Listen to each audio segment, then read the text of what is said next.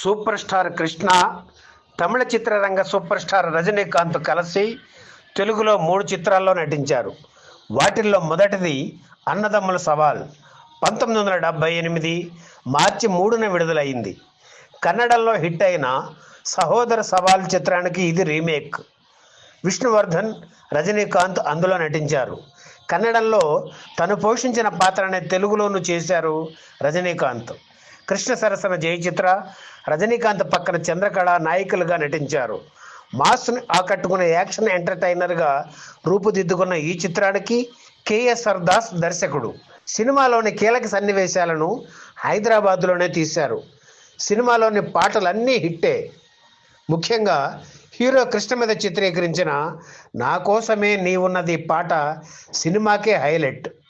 గుర్రం మీద వెళుతూ కృష్ణ పాడిన ఈ పాట ఆయన అభిమానుల్ని ఎంతగానో పరవశింపజేసింది.